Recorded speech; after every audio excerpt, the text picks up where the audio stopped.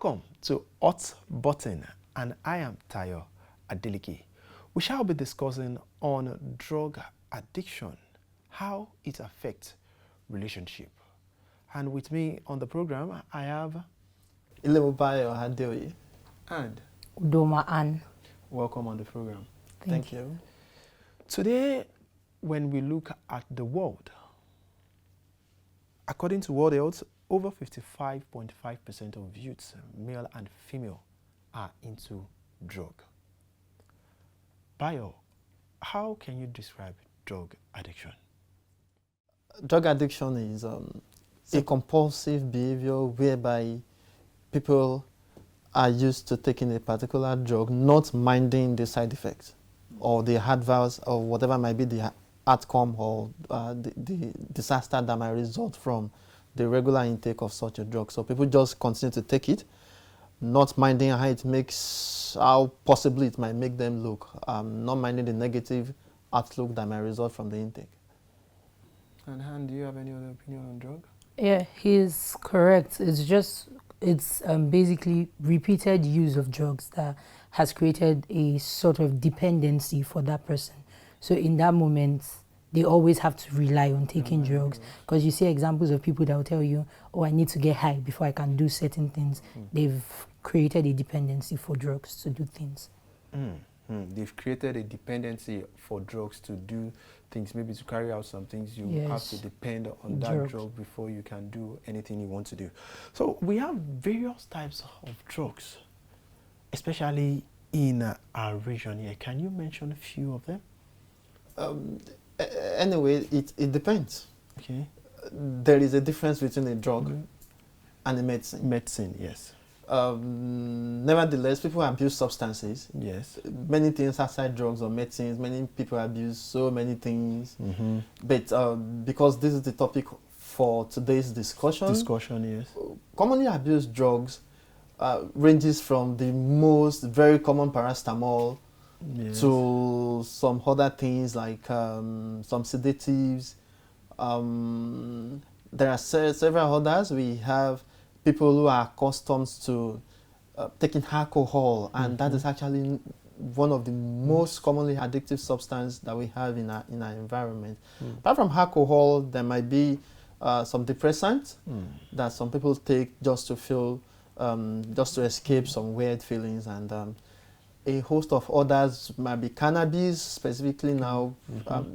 Caffeine is one of them. In fact, studies have shown that tea can even be addictive. Some forms of tea can be addictive. At the same time, there are more. We might pick examples from what people smoke commonly. That is marijuana or the likes. Cannabis. And lots more. Yeah. And Han? He's basically said it, but I think our focus should be on hard drugs, right? Yes, like he said, cannabis, marijuana, nicotine, even it boils down to medications too, because I've heard of instances where some prescribed medications like cough syrups, I don't know I can't place the exact name of the cough syrup, but when you use it beyond the diagnosis from the doctor, then it can become, it has its own, it could stimulate one thing or the other in the body. And addictive use of it is very dangerous. Very, very dangerous to our body. And this substance is actually common among youths, both male and female. What can you say is the cause of this? Anyway, there are lots of reasons why people are accustomed to taking a particular medication. One of them can be this has been attributed to several reasons, like the socio-economic status of the country. Some people might take it just to say, okay, maybe I'm not, the country is not too good, and then I need to feel good. And people will just take something to while away the time, just to feel better and escape the thoughts that comes with the country not being good. For me to be socially acceptable, I've got to take one or two things to also be acceptable among this set of people. So we see people submitting to or subjecting themselves to one form of drug addiction or the other. There are a host of other reasons, like people might take it just because of early life exposure, and just say, okay, a little child, the parents sent this child to buy cigarette, and one way or the other, or alcohol, one way or the other, the child feels like, my dad is sending me to buy this. I need to know how it feels. Let me have a taste. So because of early life exposure or one thing or the other, people might just want to try it out. And these are reasons, many more reasons. Sometimes it might be a form of abuse or neglect, and a feeling of depression resulting from the abuse, maybe a sexual abuse or domestic abuse or any form of abuse. And somebody might just want to feel better, not wanting to be depressed because of the abuse that he or she might have experienced earlier on. So people can tend to take something just to escape that feelings, just to divert their thoughts from the feeling that I don't want to feel bad because of this experience that I've had in time past. And of course, that's very, very common though. And sometimes people might fail in school and they want to say, I don't want to be knocked out by the feeling of the failure. Of course, they've got to be an escape route. So people consider some of these drugs that can actually make them feel high as an escape route for not feeling bad or not wanting to take responsibility for failing, maybe in school or at a business or making effort towards something, and they just want to take something that makes them to feel much better. And so Anne, what do you think can actually be the causes?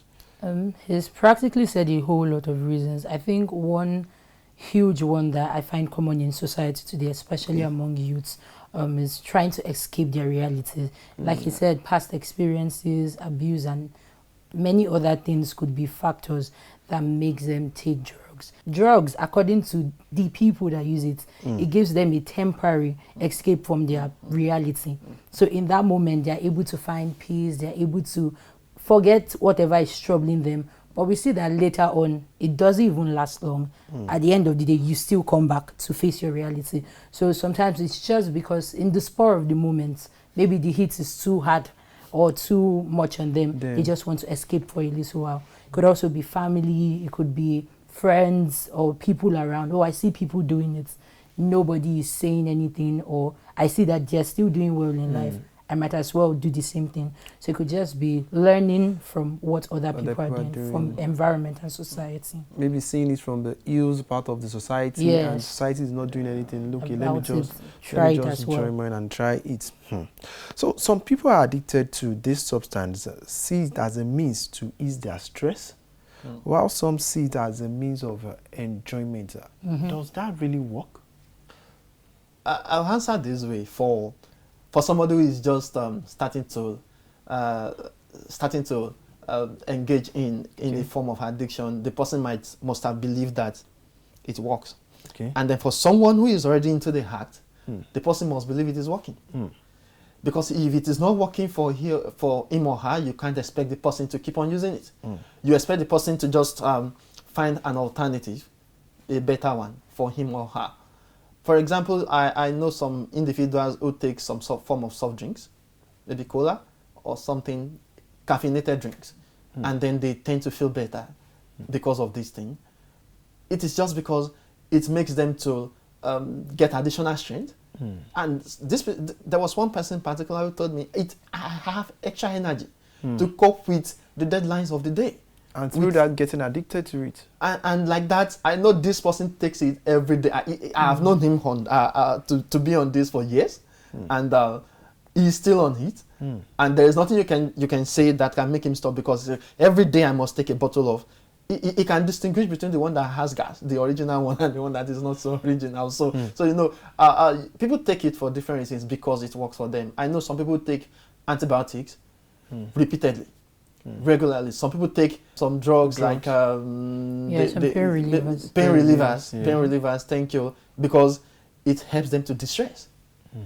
So this it has become a compulsive behavior that they don't want to be concerned about the possible side effects or adverse effect that might result from regular intake of these things. They just want to keep taking it just to feel the heat of the moment and to survive for the moment. So, Johan, what do you think about that? So to them, like he said, it might look like it's working, but if we're being logical and truthful, it doesn't even last And if it means that you constantly have to repeat this process, then it means that there's something not exactly right with it. Also, if you look at the negative sides of it, then you'd be able to realize that, is this actually working for me or against me?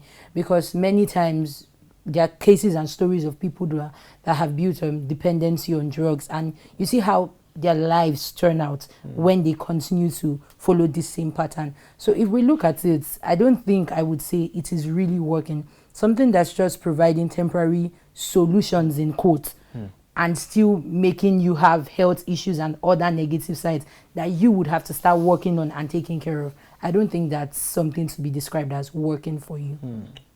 It's not something to be described as working for you once it's having a side effect on your health, which is very, very important. We need to take note of that. You know, taking this thing, you get addicted to it, and it's having a side effect on your health. It's very, very important. Now, moving on, can we say poverty, unemployment can be a predisposing factor to drug addiction? You know, Tayo, these ones that you just mentioned, I have found them, even in research journals, to be the basic reasons why some people tend to get addicted to some substances. I don't know what it means to feel like you need money to survive. Everyone needs money to survive. One must, after a hard time in school, struggles through schooling, and then one is not able to make good fortune from it. It can tend to make one very depressed. And that, for some people, that can be a reason why they tend to engage with some peers. And when they relate with these sets of people, because class matters, and there's this say that value attracts value. You are depressed because of certain repercussions of life. You're not getting what you expected to get. Life is not dealing well with you. And you just want to find a means, possibly not to think about it. Or you just want to find a coping strategy. And so some people tend to descend so low to getting engaged in some practices that just make them to cope. For some, it's their coping mechanism. When you see many people who get addicted to alcohol, and of course that's one of the most commonly abused substances anywhere in the world, they are usually people in the lower class. They don't have money. But the little they earn, they want to spend it to just buy that thing, buy something that just give them a temporary relief from something. So when you dig deep into the lives of these people, you see that truly these people, they are fighting inner battles. And they need a coping strategy. They need a means not to think about it. Somebody will think that I cannot kill myself with hard thinking. I can't continue to think negatively. I can't enjoy myself with all these negative thoughts. I need to rise above all these things, and the means to rise above it is just to get a substance that can give you a transient feeling whereby you don't tend to think about it, irrespective of how it makes you feel. Whether it makes you feel like you want to sleep on the on the drainage, or you want to sleep on the street, or you want to misbehave, or you are not even acceptable in some among some class of people in the society. You just need to use it, irrespective of how anybody feels, irrespective of how negatively it might make you look to anybody, family or friends. You just want to take it. So these factors that you mentioned, poverty and unemployment, and some other reasons, maybe failure, not making good fortune in attempting business or examinations or something, might be, or a failed relationship, so to say. Somebody might get a divorce and then might not be able to cope with the prayer and just find a means to. So all these things taken together might be reasons for why some people engage in. You're saying poverty, unemployment, and so many other things are a predisposing factor. Absolutely. That actually cause these addiction. And yeah, I also quite believe that, because if you look into society, basically, let's say, like he said, the lower class tend to have high intake, but it doesn't entirely eradicate the higher class too. Those ones are just on another level of drug abuse, so they are not the regular, they don't use the regular ones. But you see that, like I said before when we were talking about some reasons for doing it, escaping reality. In that moment, they are going through a lot, the pressure is getting worse on them, and they just want something to escape out of that situation. They involve in it. And if you look into society, go into the streets, majority of the people you would find abusing drugs or even taking hard drugs like cigarettes, if you are being honest, you see that these people are actually suffering. Now it makes me wonder, I know that good food may not exactly be cheap, especially with the state of the country, but you see people that go out of their way to make sure they find money as little as it is and then end up spending it on cigarettes and the likes, forgetting to even eat or do something. They will beg you for money, and at the end of the day they use it to go and buy cigarettes to keep on or keep up with the lifestyle, because there's already dependency and an addiction for it. So you see that these people, most times, they do not even think of their well-being. They cannot do anything again once they've not satisfied the craving, the desire to have that immediate effect that weed or any other drug could provide. So you see, poverty, life issues, many other things are very, very, very, very important factors for this. You know, bringing it down amongst youths of nowadays now, you know, some youths, they'll tell you, without this, they can't read. Yes. And without taking this drug, it won't help them to assimilate what they're reading. Is there any positive effect on it for them? For them, it's a thing of the mind. That's my perspective to it. It's absolutely a thing of the mind. And in research studies where you see such kind of persons who believes that by the time who depends on something, possibly to stay mentally alert or to stay awake or to have better assimilation.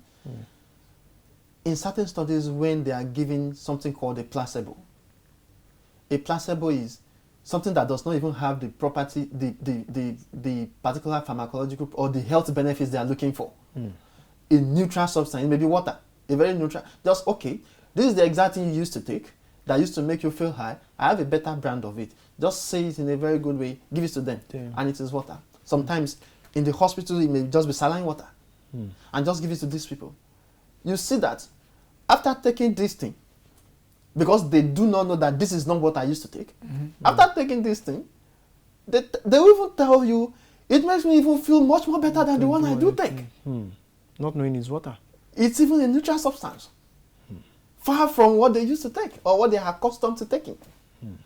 This is something we experiment with very well, you know, in my field, and it comes down to this, that it's totally a state of the mind. When you look at these things, when you study their mechanism of action or the molecular aspect of their health benefits, you see that these things does not even, in some cases, they do not relate in any way with any of the health benefits they claim. And in some cases, some do. One cannot just put that aside. Some usually work. There may be some things that you can take, of course, to stay awake. You want to read through the night, you can take caffeine. It mobilizes blood sugar and then possibly stimulates some neurons to help you stay mentally alert. For example, some people take sedatives for them to sleep better or to prolong their sleeping time or to just induce moments whereby you don't tend to wake up easily. In cases such as that, we can say they work. But we've got to have some other areas whereby these things don't even work. It has just become a thing of the mind, and they believe that it works, and it works for them. So, Tuhan, having an addicted partner, how can one actually manage or help such person in a relationship? Okay, in a relationship. Okay, personally, I don't think I would date someone that is addicted to substance.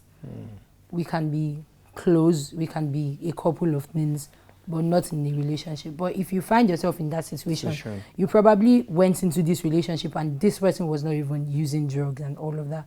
And all of a sudden you see the person getting addicted you're now addicted to drugs. First, try to find out what are you trying to cope with that has made you take substance, and then build this level of dependency on it.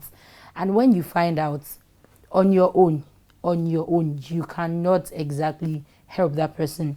Look for people in authority in that field, like therapists, psychiatrists, just people with knowledge and experience in helping that relationship partner, or in helping that partner, like you said. So in that situation, I feel the best thing to do is talk it out, help the person understand, because most times these people know that it's not good for them, but they are trying so hard to fight it. I mean, I've heard from someone close, he actually said that he knows, but he just cannot help himself.